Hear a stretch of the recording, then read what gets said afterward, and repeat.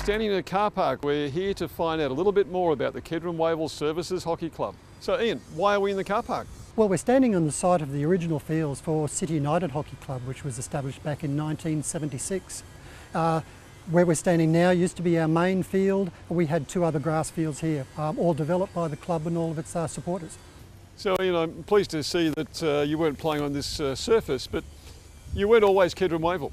No, we weren't. Actually, prior to 1976, we were part of the YMCA as the YMCA Hockey Club. But then we decided in '76 that we wanted to run our own show, so we set up the City United Hockey Club. And then in 1994, we actually got approached by Kedron Wavell Services Club to join in their organisation, so we renamed ourselves Kedron Wavell Services Hockey Club. Going back to City United, the United was there for a reason? Yes, it was. We wanted to show all of our members the fact that we were one united hockey club for all of our four sections. That's junior girls, junior boys, senior men and senior ladies.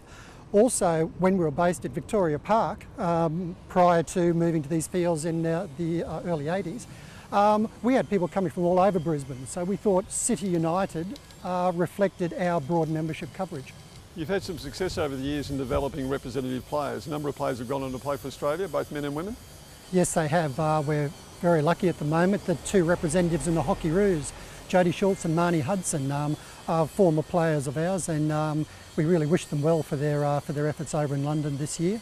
We've also had a number of men who have achieved high standards. Damien Cito in the 90s was probably our first highly successful player, and we've had a number of players just recently who achieved Brisbane and Queensland status. And Ian, the club looks very different in 2012.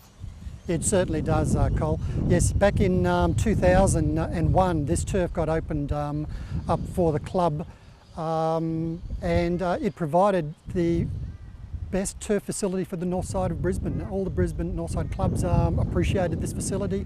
It's been a great facility over that time. Last year we had to replace the turf, so we were able to secure a government grant for that, and you'll see in the background how we're now redeveloping the player facilities to actually also provide better facilities for the people who are actually participating in our sport. You've come a long way from Victoria Park via a car park, via a dump to this magnificent facility. In terms of players involved at the moment? We currently have approximately 37 teams and over 400 players across all the divisions in Brisbane. And over half of those would be juniors? More than half would be juniors, yes. We are a very strong junior side of the club, especially our junior girls. We've got, I think, every division covered in Brisbane. And Ian, it looks like you're building a new scoreboard here. Yes, the clubs around Brisbane have been pushing us to put a scoreboard in for many years, and so we finally be able to put together some sponsorship so that we put up this excellent electronic scoreboard, and I'm sure all the clubs will appreciate that. It should be in service after Easter. Ian, the 1990s, a golden era for the club, well, almost a golden era. It certainly was, Cole. Senior men were in a number of grand finals in the A grade at that time. Unfortunately, we didn't come away with the trophy in any of those, but it certainly was a great era for the club. Unfortunately, the end of the 1990s, we actually entered a low point. With the redevelopment of Baringbah Park, we actually had to move our club away to a local sports field, and we actually suffered a major reduction in our membership. With the opening of the new facilities here at Baringbah Park, the club then had to engage in a player recruitment campaign, such that now we're one of the biggest clubs in Brisbane. Through that campaign, we built up our juniors, and now we have a large number of quality junior players entering into our first, second, third divisions in both men and women. And I think the results for those teams are now starting to show the quality of those juniors and our junior development programs over those times. Let's look forward for a moment. What are the challenges for a club such as yours going forward?